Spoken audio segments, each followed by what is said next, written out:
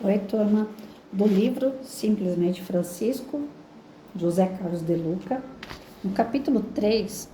Antes de mais nada, sexta-feira eu não consegui fazer a leitura, porque foi meu aniversário. Eu tentei, gente, juro que eu tentei, mas esse telefone não parava de tocar, e toda vez que tocava, os vídeos iam pro ralo. Aí eu desisti, mas só consegui fazer o Palavras de Vida Eterna, e olha lá, ainda fiz correndo, porque o povo sabe que eu faço vídeo, mas fica mandando mensagem na hora que eu tô fazendo vídeo. Eu vou fazer o quê com esse pessoal que é tudo doido, né? Então hoje eu tô aqui. Não deu certo sexta, mas nós estamos aqui hoje. E a semana vai ser boa se Deus quiser. Então hoje a gente vai ver o capítulo 3 do Simplesmente Francisco, do José Carlos de Luca. E aqui está escrito como tema: Tenho que calar a voz. Pai, seja feita a tua vontade, assim na terra como no céu. Jesus. Sempre me indaguei a respeito da conversão de Francisco, acreditando que, num determinado dia, algum fato extraordinário teria ocorrido e o transformado instantaneamente no santo que a humanidade posteriormente veio a conhecer. Analisando, porém, várias de suas biografias, observa-se que a transformação de Francisco foi gradual, lenta e cercada de incertezas. Essa descoberta me foi animadora, porque eu acreditava que nossa espiritualização seria como um raio que cairia em nossa cabeça e, num piscar de olhos, nos transformaria automaticamente em anjos. Eu cresci na católica pensando isso. Até então, eu estava esperando esse raio, que demorava a cair. E muitas vezes me desanimava com as minhas tentativas fracassadas de uma vida mais espiritualizada. Acredito que a primeira grande ajuda que recebi de Francisco foi perceber que sua espiritualidade foi construída ao longo da vida, que ele também teve dúvidas, que ele encontrou seu caminho depois de se perder, que ele encontrou alegria depois de experimentar a tristeza, que ele encontrou o sentido do amor em situações nunca antes imaginadas. Como bem foi dito, Francisco conhecia o pecado em primeira mão e não meramente como um abstrato dogma teológico. Ele atravessou os desertos da alma, aqueles momentos da vida em que o vazio interior transforma nossos dias em noites sem fim. Até os 25 anos de idade, Francisco tinha uma vida de extravagâncias e excentricidades. Seu primeiro biógrafo, Tomás de Celano, traça um perfil psicológico do jovem Francisco. Causava admiração a todos e esforçava-se por ultrapassar os outros no fausto da vanglória, nos jogos, nas extravagâncias, nas palavras jocosas e frívolas, nas canções, nas vestes macias e amplas. Isto porque era muito rico, não avarento, mas pródigo. Não acumulador de dinheiro, mas dilapidador de bens, negociante cauteloso, mas também esbanjador, muito frívolo. No entanto, era homem que agia humanamente, habilidoso e muito afável, embora para a própria insensatez. Mas dessa vida, um dia Francisco foi se cansando. Aos poucos, foi perdendo a empolgação pelas noites que passava em festas extravagantes, com prazeres imoderados, gastos perdulários e vestes exóticas. A vida, até então cultivada, começava a se desmoronar. Ainda lhe restava, porém, o sonho de se tornar cavaleiro. Interessante destino, aquele que no futuro viria a inspirar a paz entre os homens, um dia sonhou com as glórias oriundas da guerra.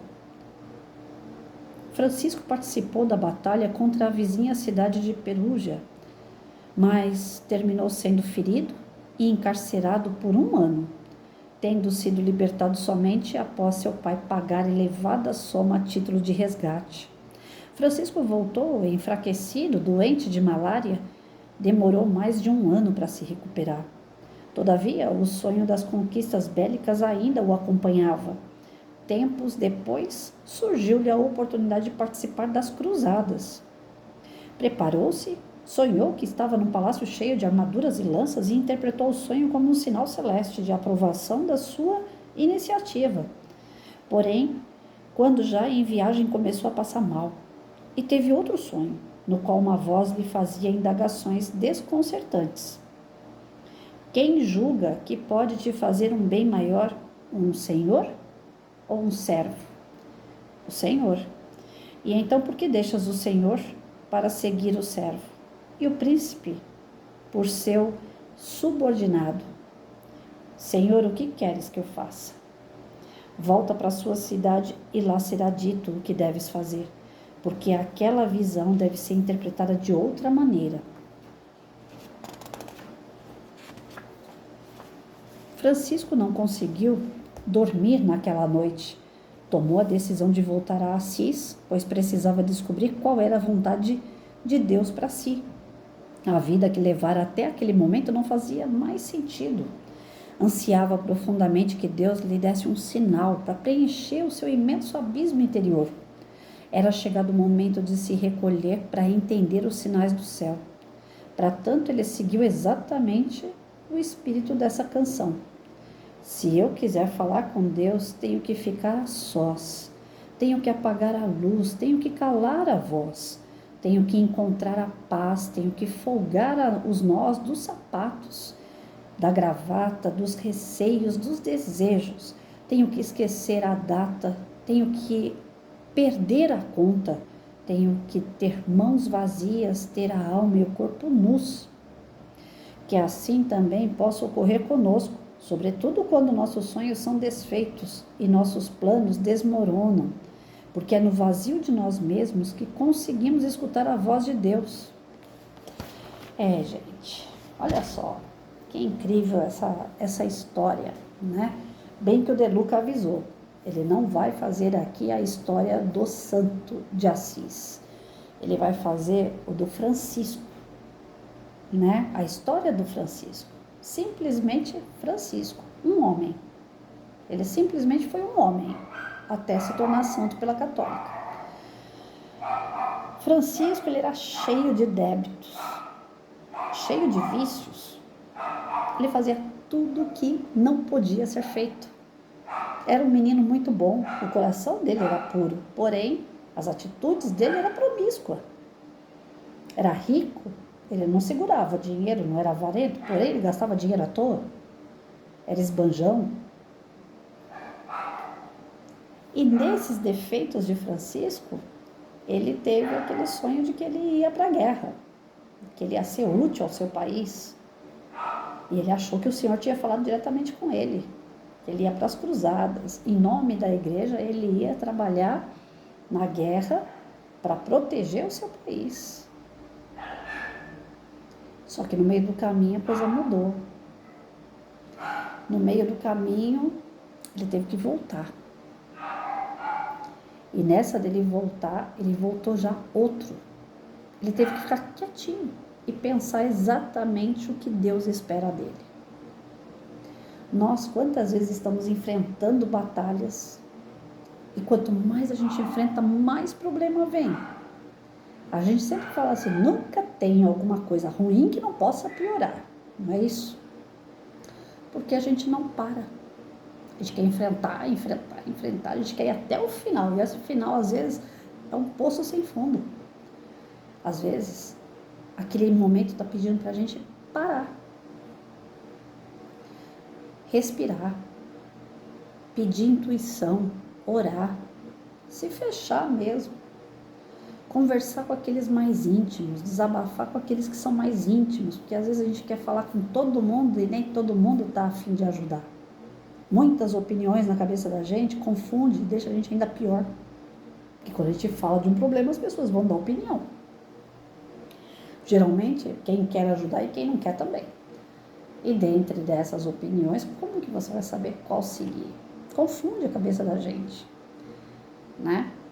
Então, tem um momento que a gente é obrigado a calar, silenciar o pensamento, silenciar o coração, silenciar o nosso sentido, aquele sexto sentido que a gente já estudou. Dá um tempo. Já falei para vocês que às vezes eu vou para o meio do mato. Uma vez por semana eu procuro fazer isso.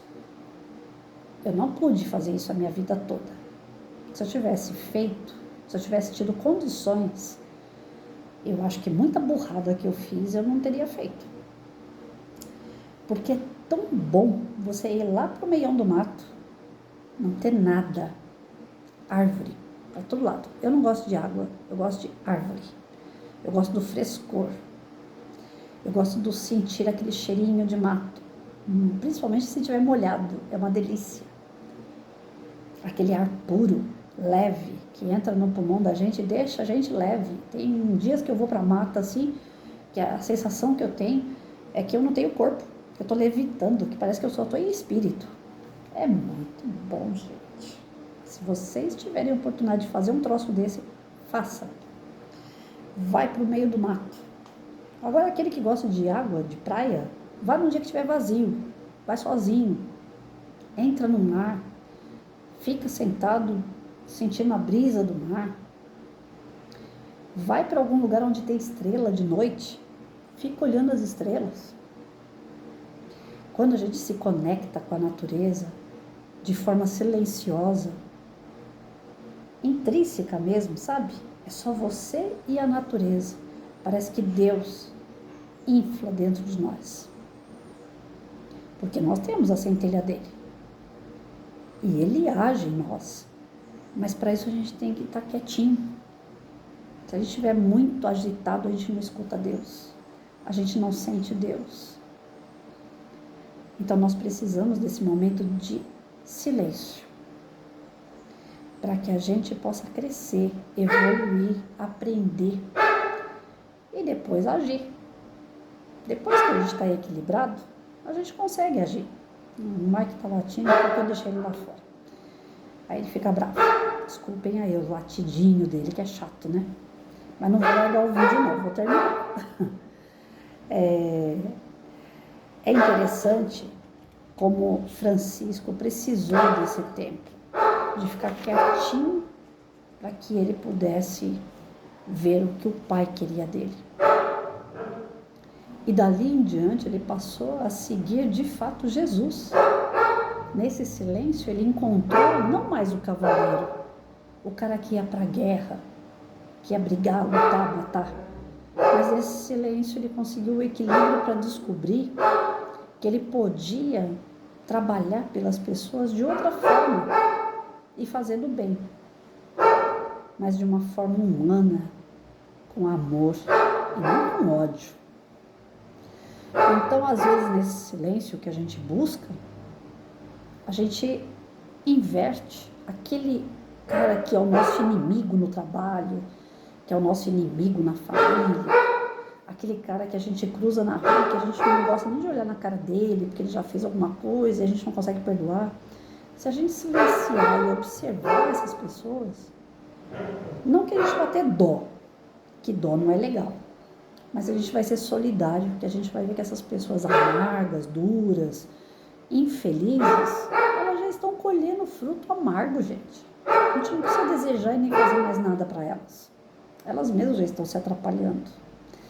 Eu compreendi isso quando eu estava saindo do meu trabalho, quando eu estava para me aposentar. Tinha uma pessoa no meu serviço, ela gostava de perturbar todo mundo. Ela gostava. Ela tinha prazer de perturbar todo mundo.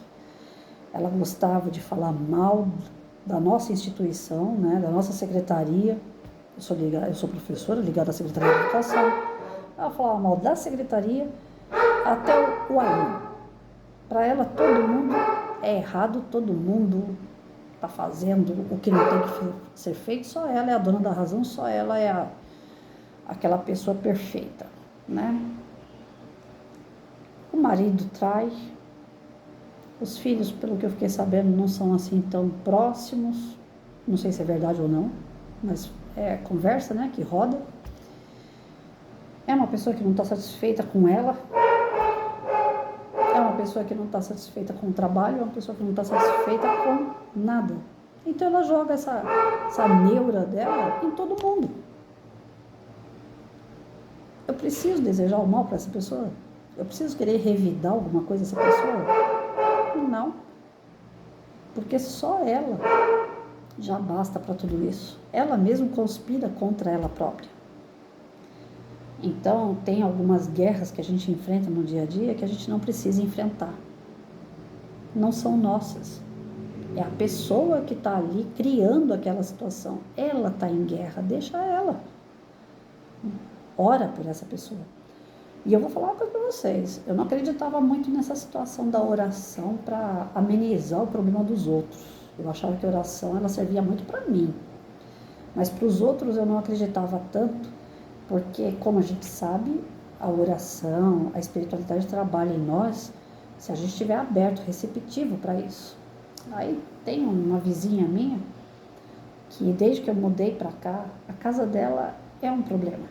Todo mundo lá dentro tem problema.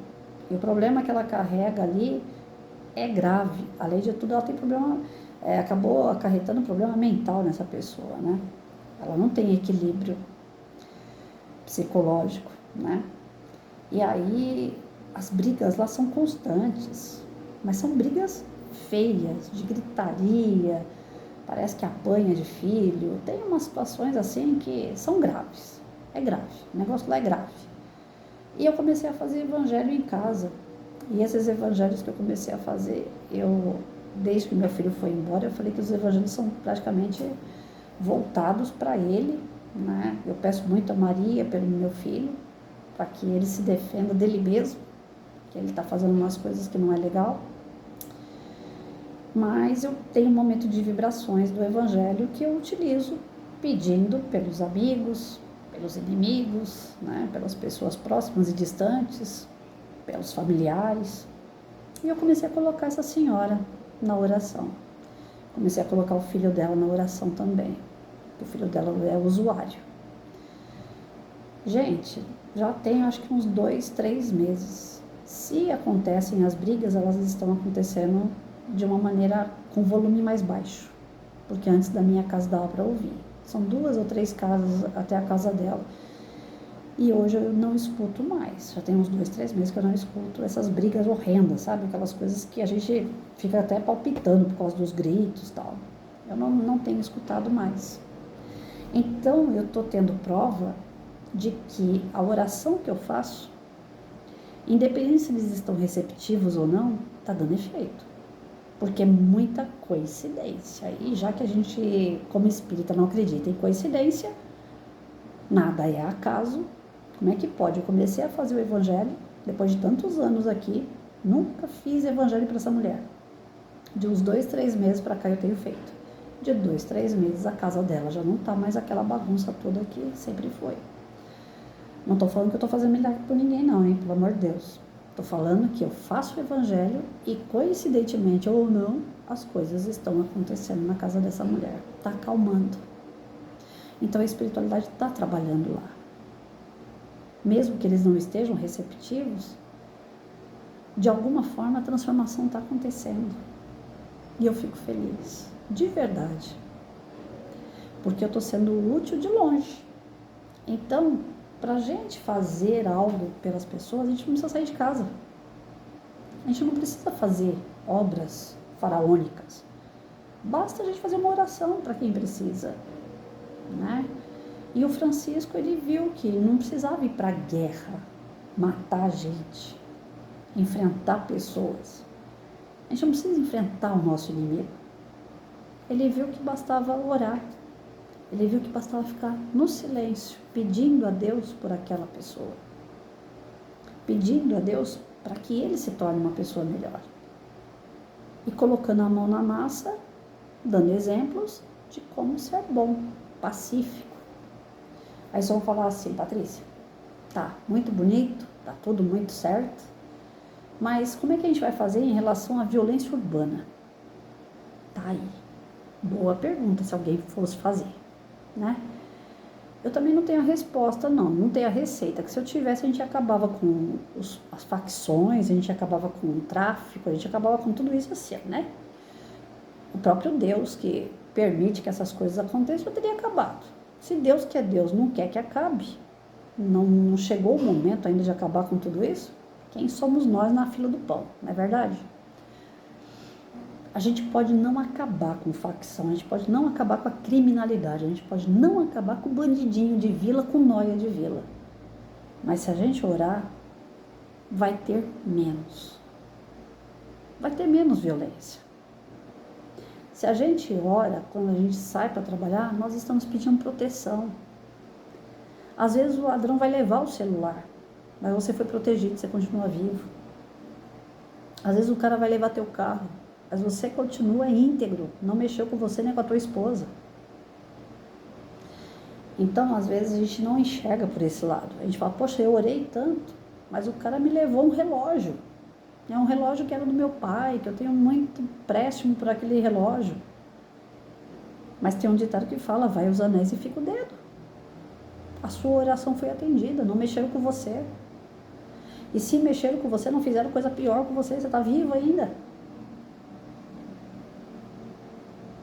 Agora, quando existe a via de fato, quando um ladrão marginal chega a matar um cidadão, segundo as leituras que a gente tem, que vem das obras do Kardec, principalmente o Livro dos Espíritos, né? Eu não vou lembrar qual é o número da pergunta, mas tem a resposta lá no Livro dos Espíritos, né? Não existe fatalidade. Não existe acidente. Aquela pessoa que passou por um assalto, por um ato violento, e ela foi vítima ao ponto dela ser exterminada fisicamente, pode ser um débito do passado, que ela está ali resgatando. O qual o ladrão podia ter perdoado ela ou não, e como não perdoou, ele revidou de algo do passado. Ou alguma coisa que ela fez no passado semelhante àquilo e que ela precisava passar pela situação para ela sentir, para ela aprender, para ela não fazer mais. Então não tem um acaso, não tem nada sem explicação, mas também não tem fatalidade. Não estava determinado para ele morrer naquele dia, naquela hora. Não estava. A gente vem do plano espiritual, a gente vem com um cronograma, vamos dizer assim. Já aconteceu com vocês, como deve ter acontecido. Já aconteceu comigo, como deve ter acontecido com vocês. A gente faz um cronograma lá, que eu tenho uma festa sábado, eu tenho uma festa domingo, eu tenho uma semana que vem dentista, eu tenho médico na outra semana, eu vou fazendo meu cronograma. Mas aí na primeira festa deu dor de barriga, eu não posso ir. Cadê a fatalidade aí? Na segunda festa, alguém parente meu morreu. Eu tenho que ir no enterro, não vou para a festa. No dia do meu médico, o médico cancelou a consulta. Quer dizer, os planos que eu faço, quando eu vou reencarnar, podem ou não acontecer. Depende muito do livre-arbítrio, do uso desse livre-arbítrio. Depende muito do livre-arbítrio do próximo que está envolvido comigo naquela situação. Então a gente vem com um cronograma mais ou menos certo, mas ele vai se moldando à medida que a gente vai desenrolando a nossa vida aqui. Então Francisco de Assis, que veio para ser cavaleiro, para ser um cara de nome, né, do lugar onde ele nasceu, o Francisco de Assis, que era para ter sido um cara cheio do dinheiro, ele virou um franciscano com voto de pobreza, que tinha 2 peças de roupa, que não lutava com armas, que lutava com orações, que não transformava o lugar dele através de guerras, de violência, mas que transformou o lugar dele através de amor, de exemplo em coisas boas, para o bem comum. Então, as coisas podem mudar. E se mudou para Francisco, podem mudar para a gente também. Porque ele era um homem comum. Está dizendo aqui. Ele era um homem comum. Nós não estamos falando de um Jesus, nós estamos falando de um ser que estava em evolução, tanto quanto nós. Se ele pode evoluir, se ele pode melhorar, nós também podemos. Que fique essa mensagem. A gente deve silenciar para entender o que a espiritualidade quer da gente. E aí sim, aquilo que eles querem, aquilo que eles acham que é realmente melhor para nós, a gente está antenado e a gente vai realizando aos poucos.